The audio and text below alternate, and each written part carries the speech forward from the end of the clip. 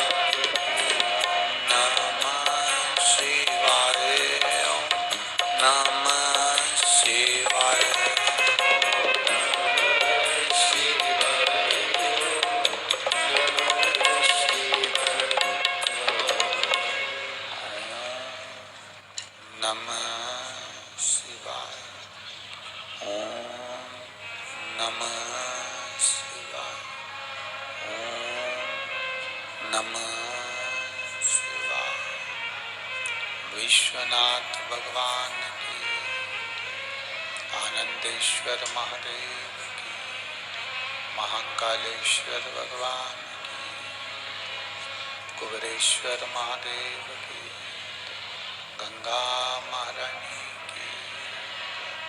हर हर महादेव, हर हर महादेव, हर हर महादेव।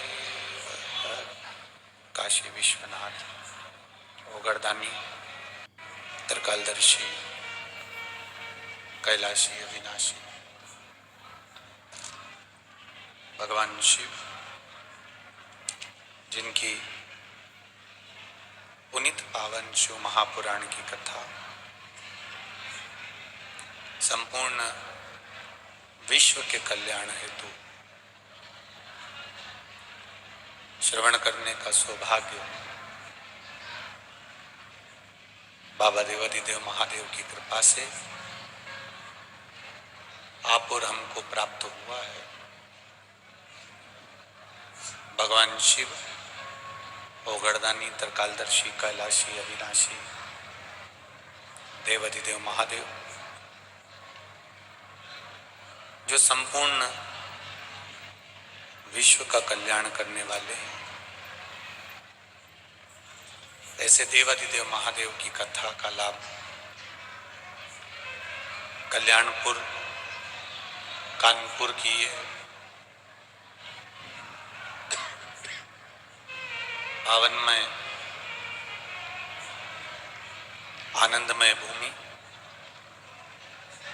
माँ गंगा का पावन तट, कथा के मुख्य यजमान श्री सिद्धार्थ जी गुप्ता, श्री विमल जी त्रिवेदी, श्री ललित जी तिवारी, श्री जितेंद्र जी शुक्ला, श्री पुष्पलता जी श्रीवास्तव, श्री अलका जी श्रीवास्तव, श्री संदीप जी कुशवाहा, श्री शैलेंद्र जी वर्मा, श्री अरुण जी यादव, श्री मानसिंह जी यादव, श्री कमलेश जी त्रिवेदी, ये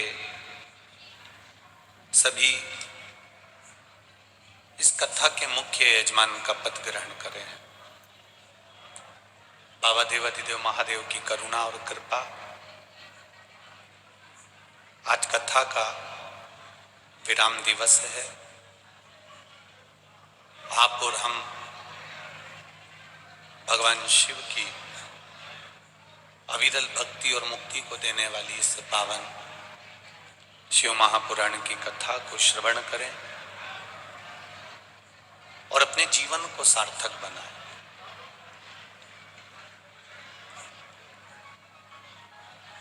अविरल भक्ति, शिव भक्ति,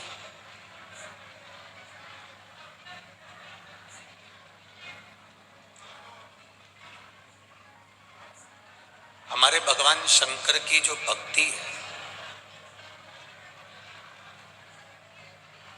कानपुर में जो कथा चल रही है वो शिव भक्ति, शिव महापुराण की कथा। शिव की जो भक्ति है, भगवान शंकर की जो मूल भक्ति का क्रम वर्णन किया गया है। कहते हैं कि वो थोड़ा सा करने में भी बहुत कुछ दे देता है। जैसे एक शिव महापुराण में भील की कथा आती है।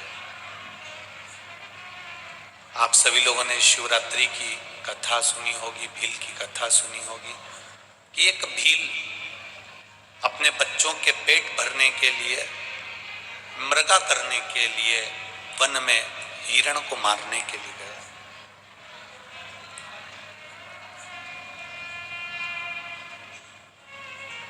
उसका उद्देश्य है बच्चों का पेट भरना।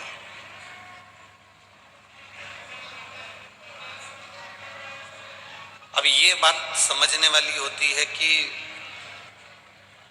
पेट भरने की जवाबदारी अगर जिस परमात्मा ने पेट दिया है, जिस परमात्मा ने शरीर दिया है, जिस परमात्मा ने हमको ये शरीर प्रदान करा है, उसको पेट भरने की जवाबदारी भी उस परमात्मा की होती है। पेट भरने की जवाबदारी परमात्मा की है, तुम्हारी पेटी भरने की जवाबदारी परमात्मा की नहीं। वो भरेगा तुम्हारा पेट, वो तुम्हारा पेट भरने में पीछे नहीं हटेगा।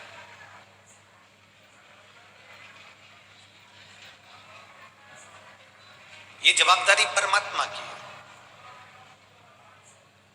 यदि आप सोचें, यदि आप विचार करें कि मैं मेरे परिवार का भरण पोषण कर रहा हूं, या मेरे परिवार का पेट मैं भर रहा हूं, या मेरे परिवार को मैं चला रहा हूं, या मेरे परिवार को मैं संभाल रहा हूं, तो ये आपका भ्रम है। इसको केवल भ्रम कहा गया कि आप कुछ कर रहे हैं, आप अपने परिवार का पेट भर रहे हैं, या आप स्वयं करेंगे तब परिवार का भला होगा, यह आपका भ्रम है। जिसके मन में यह बात आ जाती है कि मैं परिवार का पेट भर रहा हूं, या मैं परिवार को पाल रहा हूं, या मैं परिवार को संभाल कर चल रहा हूं, या कोई जजमानों में भी इतने जजमान हैं, ये सारे जजमानों में से कोई ये सोच ले कि कथा मैं करा रहा हूं, तो ये सब भ्रम है हमारा। सियोर वाला महाराज सोच ले कि वो कथा बाच रहा है, तो ये भ्रम है हमारा।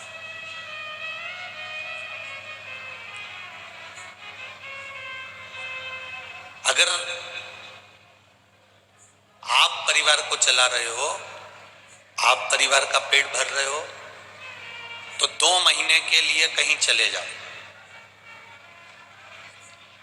2 या 3 महीने के लिए कहीं चले जाओ, जाकर छुप जाओ, तो भी तुम्हारे परिवार के जो लोग हैं, तुम कहीं चले भी जाओगे, जिस परमात्मा ने तुमको जन्म दिया है, पेट वो भरता है, तुम गए भी तो वो व्यवस्था कर देता है।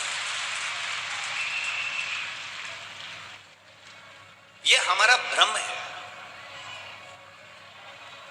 और इस भ्रम में हम जी रहे हैं कि हम हमारा पेट भर रहे हैं, या हमारे बच्चों का पेट भर रहे हैं, या मेरे बच्चों को मैं लेकर चल रहा हूं, मेरे बच्चों को मैं कुछ दे रहा हूं, या मैं प्रदान कर रहा हूं। तो ये आपका भ्रम है, केवल भ्रम।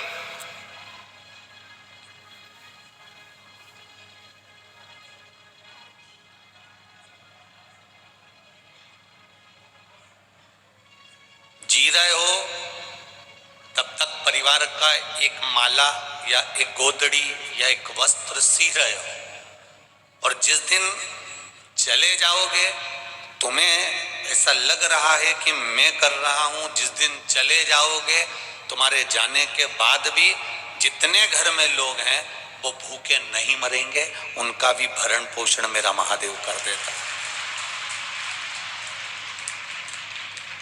हम चिंता करते हैं, हम टेंशन लेते हैं, मैं नहीं होऊंगा तो कौन करेगा, मैं नहीं करूंगा तो कौन करेगा।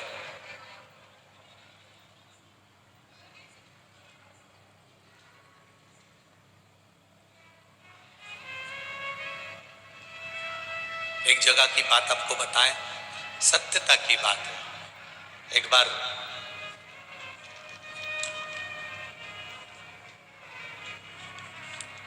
मां नर्मदा जी के घाट पर कथा थी।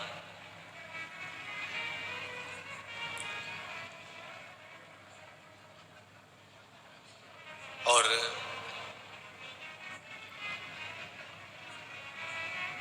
किसी कारणवश समिति शुरू दिन का भोजन जो भक्त लोग आए हुए थे पंडाल में उनको नहीं दे पाए। भक्तों का मैसेज सीहोर गया कि गुरुजी तक खबर पहुंचाओ, रात की 11 बज रही है और हमको भोजन नहीं मिला। कुछ नहीं, बाजार में उस समय दुकान भी नहीं लगती थी इतनी सारी, अब तो दुकान भी लगने लगी है, तो पेट भर ले आते हैं। हम लोग सब भूखे हैं।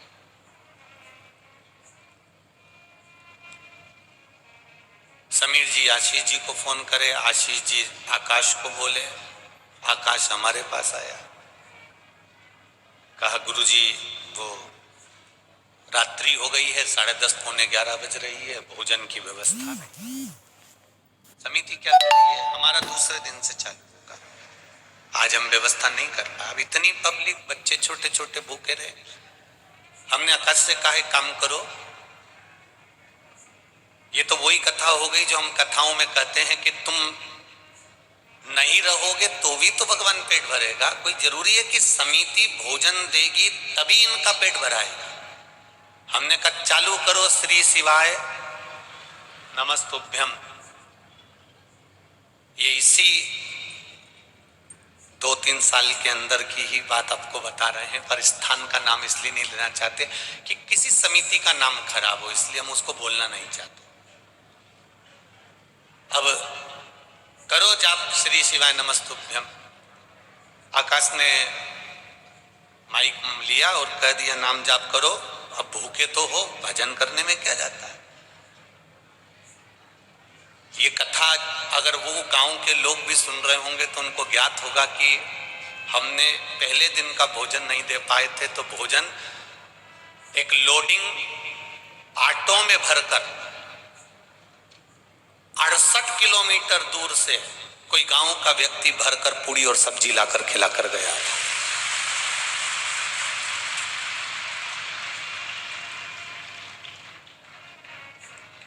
आप नहीं हो, आप ये ना सोचें कि मैं करा रहा हूं या मेरी सामर्थ्यता है या मैं कर सकता हूं या मैंने करा है, ये कुछ भी नहीं है।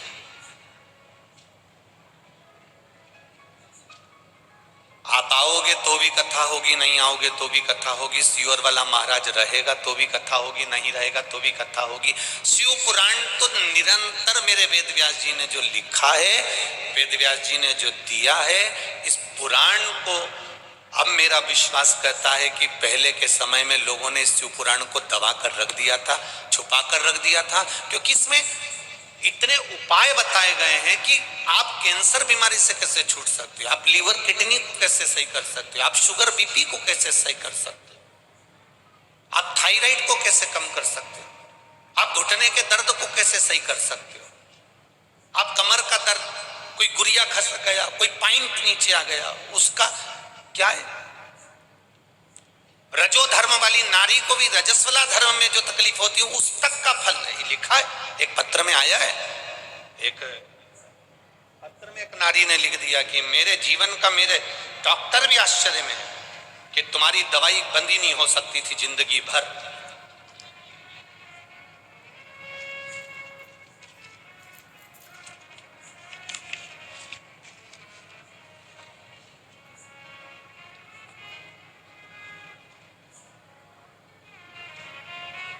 शालिनी अंकित राय झांसी उत्तर प्रदेश से आए, कहीं बैठे हो तो हाथ जरूर हिलाइएगा। बैठी हो तो हाथ हिलाइएगा। शालिनी अंकित राय दिख गए क्या? अच्छा सामने हाथ हिला तो एक बार ऐसा। हाँ जी, श्री शिवाय नमस्ते। इन्होंने लिखा है, गुरुदेव मैं नहीं जानती हूं कि मैं आपकी इस पावन शिव महापुराण को श्रवण करने कैसे आई हूं। मैं अपने घर वालों से जिद कर कर बाबा को धोख लगाने आई हूं, प्रणाम करने आई हूं। धोख लगाने का मतलब होता है प्रणाम करना, नमन करना। एक लोटा जल और एक बेलपत्र का क्या महत्व है मैं बखान करूं गुरुदेव। मुझे 2014 से, अभी कौन सा साल चल रहा है? 22। 2014 से रजोधर्म की समस्या थी। डॉक्टर ने बोल दिया था कि आपको जिंदगी भर गोलियां खाना पड़ेगी, यह दवाई आपकी जीवन भर बंद नहीं हो सकती। बाबा की कृपा देखिए गुरुदेव, आचमन का जल लेना प्रारंभ करा, शिव जी पे चढ़ा हुआ और बेलपत्र खाना चालू करा। मेरी दवाई छूट गई और मैं पूर्ण तरह से ठीक हूं। ये गुरु जी कृपा है, शिव जी बाबा की कृपा। फिर देखिए गुरुदेव, मेरे बाबा ने कृपा क्या करी, जब दवाई गोली बंद हो गई तब दूसरे डॉक्टर को दिखाने के लिए गए तो मालूम पड़ा कि मेरे पेट में 22 mm की गांठ बताई थी। अब विचार करा कि बाबा तूने रजोधर्म से तो मुझे अच्छा कर दिया, पर मेरे पेट में 22 mm की गठान है, कुछ भी करो इसको सही कर दो। 3 माह पहले मेदांता में जाकर हमने इस गठान को दिखाया तो अल्ट्रासाउंड में वो गांठ आई है और उसको ऑपरेशन का डॉक्टर बोले। गुरुदेव मन नहीं माना और बेलपत्र को फिर चढ़ाना प्रारंभ करा। शिव जी को बेलपत्र चढ़ाती, रोज उठा कर लाती और खाना प्रारंभ करा। जल शिव जी को चढ़ाती, आचमन करना प्रारंभ करा। गुरुदेव 22 mm की जो गांठ थी, दूसरी बार मेदांता हॉस्पिटल में फिर दिखाने के लिए गई तो वो गांठ गल चुकी थी। बाबा की कृपा दे, जो 22 mm की गांठ थी वो भी गल गई थी। ये शिव तत्व है। बैठिए बहन, श्री शिवाय नमस्तुभ्यम। शिव पुराण कहती है, ये तो दुनिया के लोगों ने शिव पुराण को नीचे दबा कर रख दिया था, क्योंकि इसमें वो उपाय हैं, वो चीजें हैं जिसको हम निकाल कर अपनी जिंदगी को सुख से जी सकते हैं, खुशियों से जी सकते हैं। इस शिव महापुराण के कारण ना जाने कितनों के तो धंधे चौपट हो गए होंगे, क्योंकि सारी समस्या का हल एक लोटा जल। उसके पास में खुद डॉक्टर उसके पास में है कि मैं एक लोटा जल चढ़ाऊंगी, एक बेलपत्र चढ़ाऊंगी, उसको खाऊंगी और मेरा शरीर ठीक हो जाएगा। ये उसका विश्वास कहता है, ये उसका भरोसा कहता है।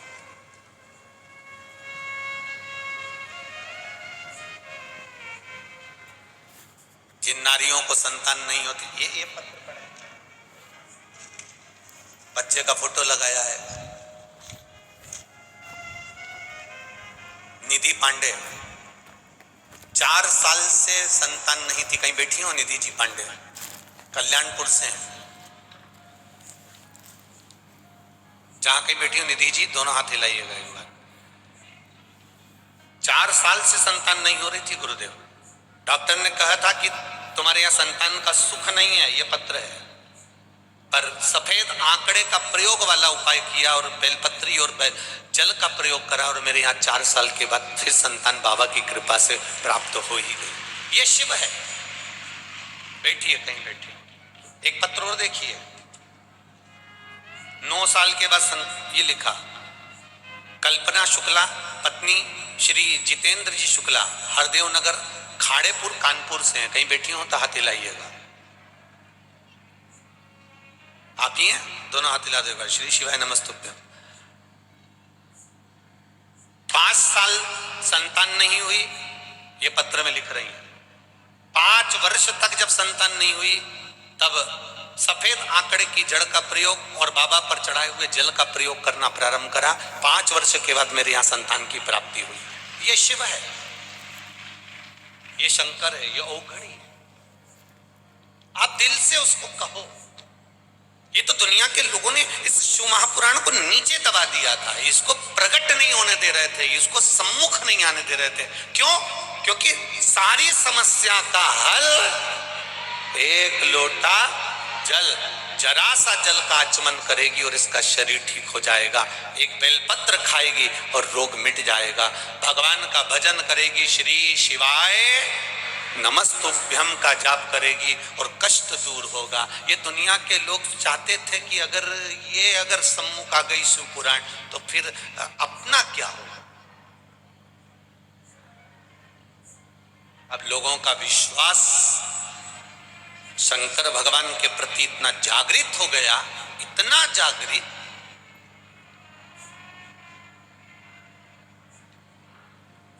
अभी कल की या परसों की बात है, एक बूढ़ी अम्मा चली आ रही, पुलिस वालों ने, जितने भी पुलिसकर्मी लगे हुए थे, उन्होंने उसको रोका, फिर भी वो तो अंदर घुसी आई।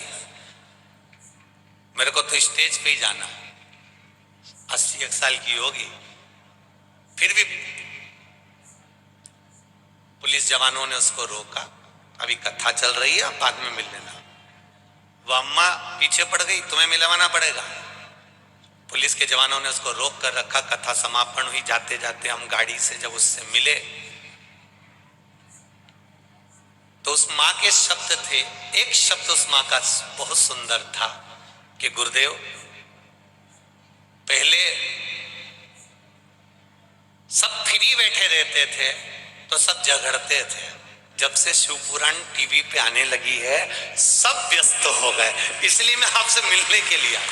उसकी माता का प्रेम देखिए, बड़ी खुशी, बड़ी आनंद था उस बूढ़ी माँ की। 80-82 की होगी और ज्यादा की हो सकती है। उसका प्रेम आत्मिक,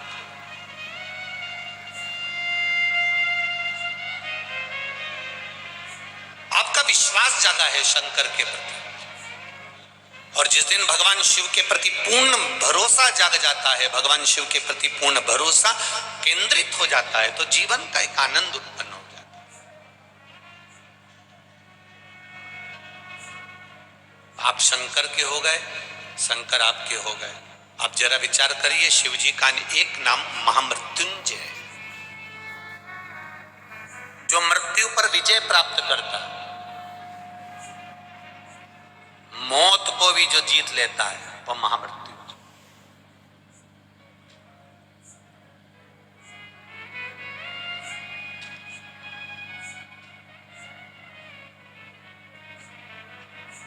किसी ने पूछा, गुरुदेव, इतनी कोरोना महामारी में मौतें हुई हैं, उस समय पर देवाधिदेव महादेव भगवान शंकर, कई लोगों ने अपने पुत्र के लिए, कोई ने अपने पति के लिए, कोई ने अपनी पत्नी के लिए, कोई ने अपने बेटे के लिए, कोई बेटी के लिए महामृत्युंजय का अनुष्ठान भी करवाया, पूजन भी करवाया।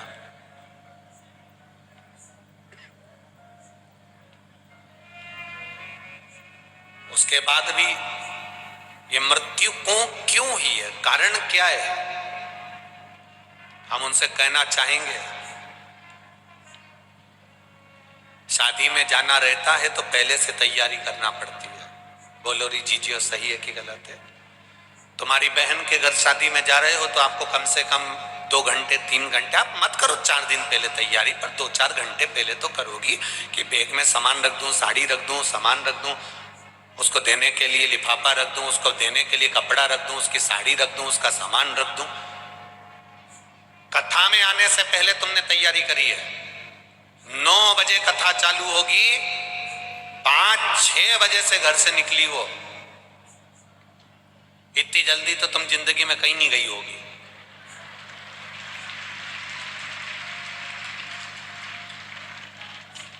समिति वाले कह रहे थे, हमने तो सोचा था कि यह पंडाल भी पूरा भरा जाएगा तो बहुत है, पर आज तो दम लगा दी उन्होंने, 7 लाख 7.5 लाख के करीब में लोग पहुंचे क्या कथा।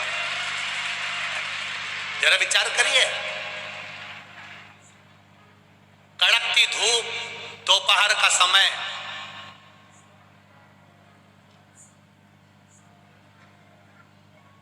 चिलचिलाती धूप, दोपहर का समय, और लोग सिर पर तप रहा है, अपना अपना रुमाल गमछा पल्लू डाल डाल के बैठे हुए। नमन है आपकी भक्ति को, प्रणाम करता हूं।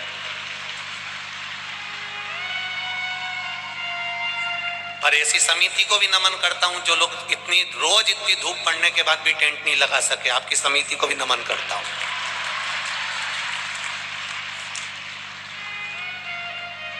रोज देखा इन्होंने, इतनी धूप हो रही है, इतनी गर्मी पड़ रही है, इतनी धूप पड़ रही है, उसके बाद भी नमन सभी को मेरी ओर से, प्रणाम।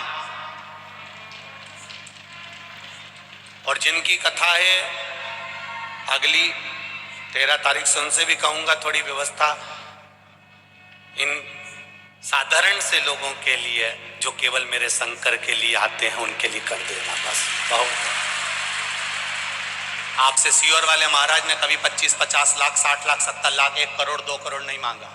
आपसे केवल इतनी व्यवस्था मांगता हूं कि इनकी खिचड़ी प्रसाद हो जाए और इनके छांव हो जाए, जिससे ये बड़े रहकर कथा का लाभ ले लें।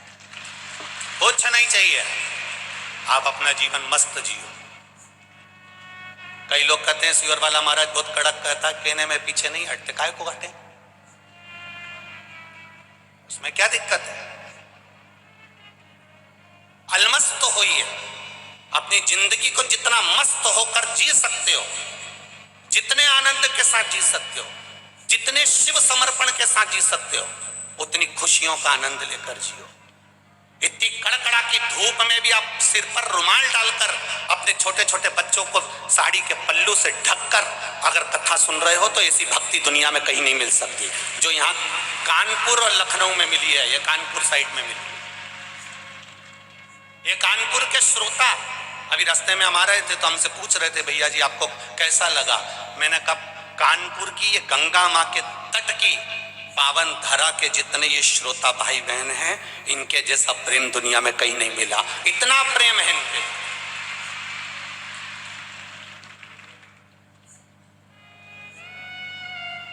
इसीलिए शायद उन्होंने गाया होगा छोरा गंगा किनारे वाला। ये आत्मीय प्रेम है तुम्हारा।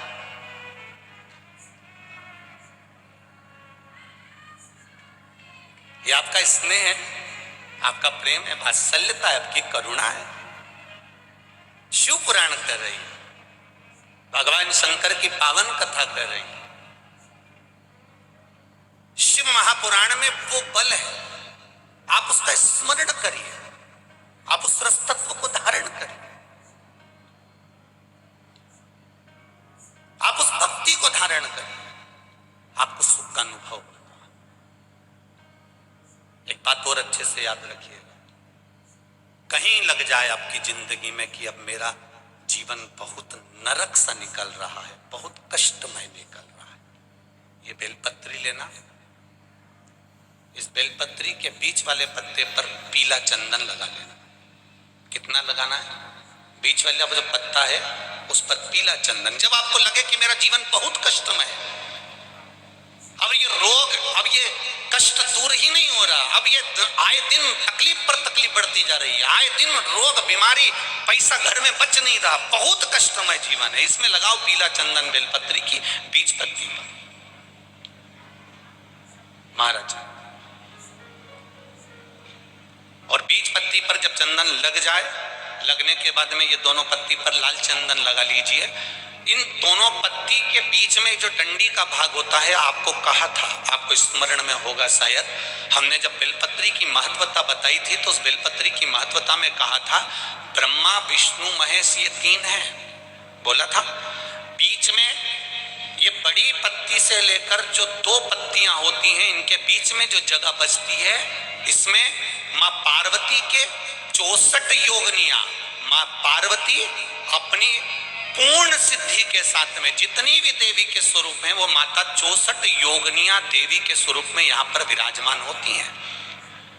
2 पत्ती के नीचे से जो डंडी होती है नीचे तक, ये पूरी डंडी में 33 कोटि देवी देवताओं विराजमान होते हैं इस पूरी डंडी के अंदर।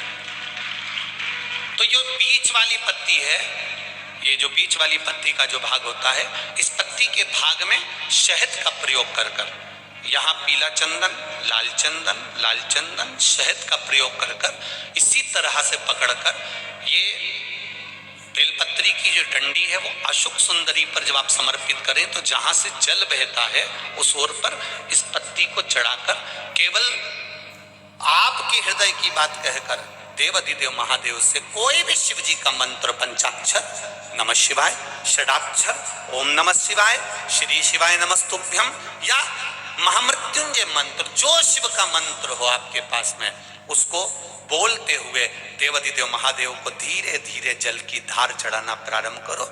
जल की धार जब पूर्ण होने लगे, उसमें थोड़ा जल बचे, तब अशुक सुंदरी पर जो तुमने बेलपत्र चढ़ाई है वहां उस जलधार को चढ़ा। ये प्रयोग आपको केवल सोमवार की अष्टमी पढ़ने पर ही करना है। कौन से दिन करेंगे? जम के बोलिए जरा। सोमवार की अष्टमी पढ़ने पर यह प्रयोग करें और जल चढ़ाकर बाबा से विनती कर कर उसी बेलपत्र को वापस उठाकर कहीं जलाशय में या किसी पेड़ के नीचे विसर्जन कर दें और एक लोटा जल वहां भी चढ़ा दें। बस निवेदन कर कर आ जाइए, मेरा बाबा 3 माह के अंदर हाथ जरूर पकड़ेगा और आपको दलदल से बाहर निकाल देगा। एक यही प्रयोग का एक फल आया, देखिए।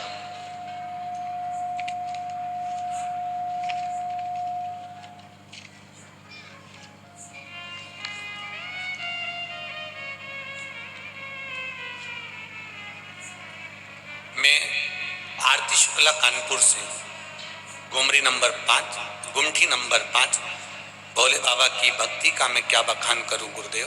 कहीं बैठी होंगी तो स्मरण कर रही होंगी। मेरे पास कोई शब्द नहीं है गुरुदेव। 2021 में मेरा लड़का दोस्तों की संगत में आ गया और 302 में अंदर चले गया, जेल गया। 11 महीने वो अंदर रहा जेल। गुरुदेव, मैं क्या बखान करूं, उसके लिए हमने पूर्ण प्रयास करा पर उसकी रिहाई नहीं। तभी पता चला कि एक कागज अगर मिल जाए, जो कागज अदालत में मांगा गया है और 15 दिन दिए गए, अगर वो कागज मिल जाता है तो मेरा बच्चा छूट सकता है। अब उस कागज को पाने के लिए हमने पूरी मशक्कत कर दी पर वो कागज नहीं मिला गुरुदेव। हम सब लोग उम्मीद छोड़ दिए, लेकिन तभी आपका बताया गया एक बेलपत्र, पीला चंदन, लाल चंदन, शहद का प्रयोग हमने करना प्रारंभ कर दिया। केवल एक बार उस बेलपत्री की सोमवार अष्टमी का भाव था और समर्पित किया। बाबा की कृपा से 20 मिनट बाबा का जाप किया। गुरुदेव, मेरी बेटी का फोन आ गया कि भाई रिहा हो गया। ये शिव है, ये शिव है, ये शंकर है। बैठिए, कहीं खड़े हो तो बैठ जाइए। ये ओघरदानी है। इसका प्रयोग, ये बेलपत्र वही है जिसको आप हमेशा चढ़ाते आए, जल भी वही है जिसको आप हमेशा चढ़ाते हैं, चावल भी वही है जिसको आप हमेशा चढ़ाते हैं, गुलाब की पंखड़ी भी वही है जिसको आप चढ़ाते हैं, जल वही है, गुलाब वही है, पत्ती वही है, बेलपत्र वही है, मंदिर वही है।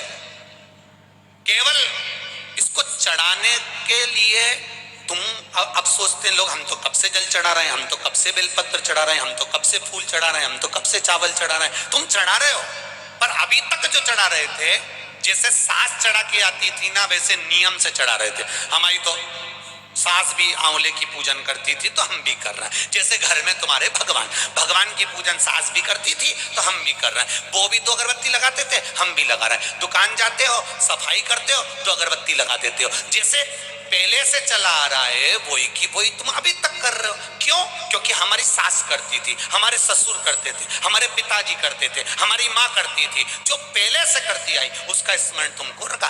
तुम विश्वास रखकर नहीं कर रहे हो, तुम ये कर रहे हो कि हमारे यहाँ से तो पहले से चले आ रहे हैं, हम तो पहले से करते आ रहे हैं, हम तो पहले से मंदिर जा रहे हैं। ये तुम एक नियम बनाकर कर रहे थे कि हमारे पूर्वज करते आए हैं तो हमको करना है। पर अब तुम जो जल चढ़ा रहे हो, अब तुम जो बेलपत्री चढ़ा रहे हो, अब तुम जो चावल चढ़ा रहे हो, अब तुम जो धतूरा चढ़ा रहे हो, अब तुम जो पुष्प चढ़ा रहे हो, उसको चढ़ाने में तुम्हारा पूर्व का समय भूल गए। अब तुम्हारा विश्वास अंदर से जाग गया कि मैं ये चढ़ाऊंगी तो मेरा महादेव मेरे लिए तत्पर खड़ा। समय, अब तुम्हारा विश्वास जागृत होगा। अब विश्वास की जागरूकता, अब विश्वास की प्रबलता आ गई, अब विश्वास जागृत हो गया, भरोसा दृढ़ हो गया। और जब भरोसा दृढ़ हुआ, विश्वास जागृत हुआ, तब परमात्मा को मिलने में देरी नहीं।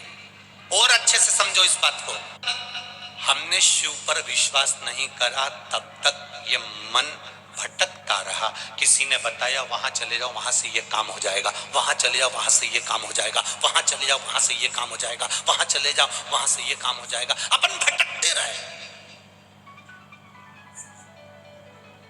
कोई कहता काल सर्प दोष है, कोई कहता वास्तु दोष है, कोई कहता पितृ दोष है, कोई कहता ये दोष है, कोई कहता वह दोष है। हमने जिंदगी भर सारे दोष निकाले, पर हम ये नहीं निकाले कि हमारे कर्म में क्या दोष है। हमने वास्तु दोष की पूजन कराई, पितृ दोष की पूजन कराई, काल सर्प दोष की पूजन कराई, पर अपना दोष भी तो मिटाओ कि हम पूर्व में जो कर कर आए हैं वो कटेगा कैसे। मकान का सीढ़ियां यहां से बनाओ, बाथरूम तोड़ो यहां से बनाओ, रसोई घर उधर बनाओ, हमने पूरा तोड़ दिया, उसके बाद भी सुख नहीं आया। हमने 4 बार जाकर पितरों की पूजन करा दी तो भी सुख नहीं आया। हमने काल सर्प दोष की पूजन करा दी तो भी सुख नहीं आया। फिर वो सुख क्यों नहीं मिल रहा? उसका एक कारण है, ये सब दोष तो बाद में है, पहले हमने पूर्व में जो कर्म करा था, किसी का दिल दुखाया होगा, किसी को कष्ट दिया होगा, वो दोष जो हमारे कर्म में लिखा हुआ है वो कोई पूजन से नहीं कटेगा, बस केवल कटेगा तो आपके भजन से कटेगा। आप करो भगवान की भक्ति, आप जितना भगवान का भजन करोगे, आप जितना कीर्तन करोगे, आपको स्वयं को करना पड़ेगा। मैं खाऊंगा मेरा पेट भराएगा, ये खाएंगे इनका पेट भराएगा, आप खाओगे आपका पेट भराएगा। भगवान की पूजन में तुम्हारा टच चल सकता है। पति पूजन करेगा, पत्नी टच करके बैठी रहेगी, ये तुम्हारी भगवान के पूजन में चल सकता है, पर कर्म काटने में टच नहीं चलता।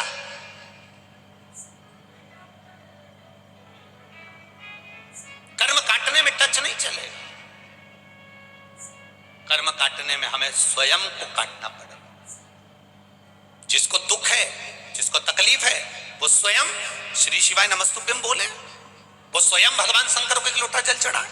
हाँ, अगर शरीर से नहीं उठ पा रहे हो तब घर में बच्चों से कहो मेरे मंदिर चले जा, थोड़ा सा पानी लिया शिव जी को चढ़ाकर, घर से लेकर जाना जल शंकर को चढ़ाना, उसी कलश में थोड़ा सा लेकर आ जाना, थोड़ा सा लेकर।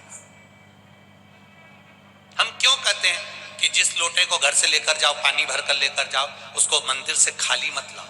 शिव जी का चढ़ा हुआ जल भरे 2 बूंद लेकर आओ, पर लेकर आओ। क्यों कहते हैं? उसका कारण होता है, जब तुम मंदिर पे जल चढ़ाकर खाली लोटा लेकर आती हो, कोई अच्छे शुभ कार्य के लिए जा रहा होता है, तो आप खाली लोटा लेकर आएंगे तो अच्छा नहीं लगता, क्योंकि उसमें कहीं दोष उत्पन्न ना हो जाए। कोई अच्छे काम के लिए जा रहा है, आप जल चढ़ाकर लोटा जब लाओ, उसमें 2 बूंद भी अगर जल होगा तो तुम्हारा मुख देखकर अगर कोई कार्य के लिए निकल भी गया तो उसका कार्य सफल हो जाएगा, उसका कार्य सफल हो जाएगा।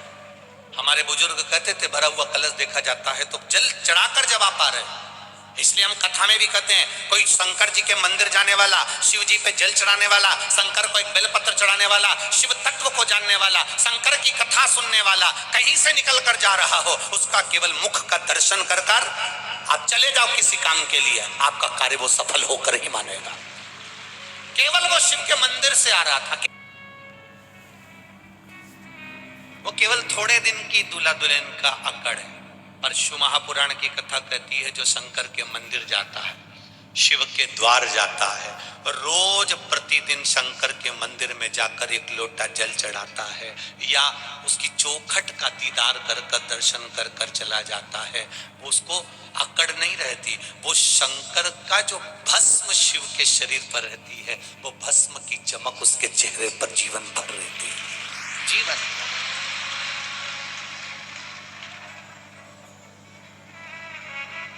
मैंने तेरे ही भरोसे, ओ बाबा तेरे ही भरोसे, हवा बिच उड़ती जावांगी, बाबा डोल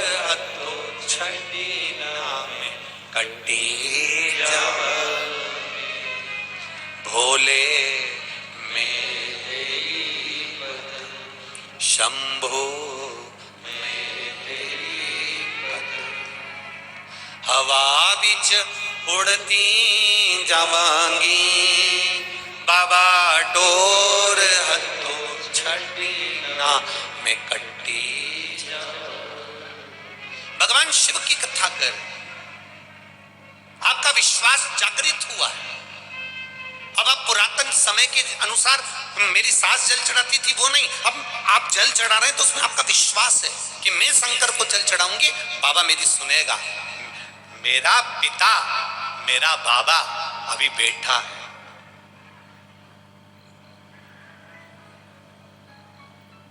बोल बम का नारा है, जरा इतना धीरे नहीं, जरा दमदारी से। बोल बम का नारा है,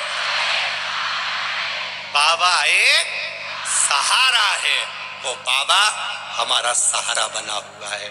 कोई भी हाथ छोड़ दे, कोई भी हमारा साथ छोड़ दे, पर एक मेरा देवाधिदेव महादेव तुम्हारे पल पल घड़ी घड़ी क्षण क्षण में तुम्हारे साथ है, हर पल रहे।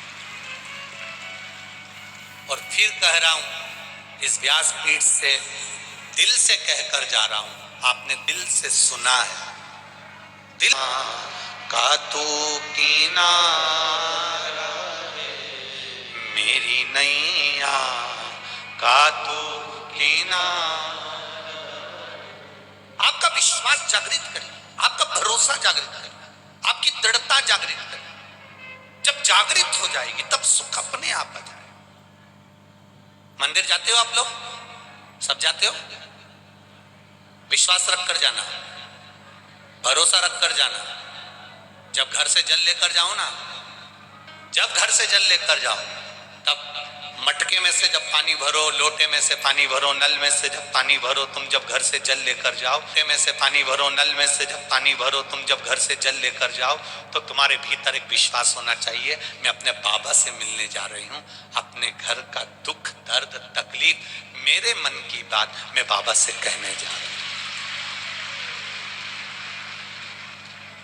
अगर तू नहीं सुनेगा तो सुनेगा कौन?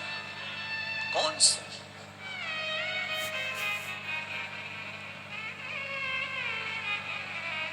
अगर तू नहीं सुनेगा तो सुनेगा कौन? और अगर तू नहीं आएगा तो मुझे बचाने फिर आएगा कौन?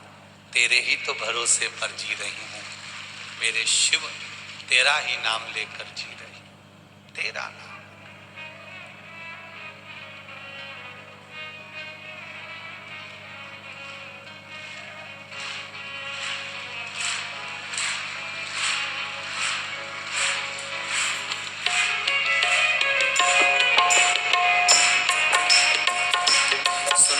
भक्तों की पुकार होके नंदी पे सवार, सुन के भक्तों की पुकार होके नंदी पे सवार। काशी नगरी से आया मेरा भोलेनाथ, सुन के भक्तों की पुकार होके नंदी पे सवार। काशी नगरी से सब गाइए।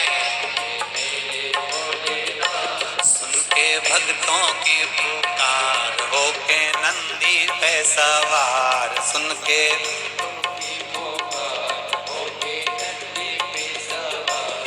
काशी नगरी से आया मेरा भोलेनाथ, सुन के भक्तों की पुकार होके नंदी पे सवार।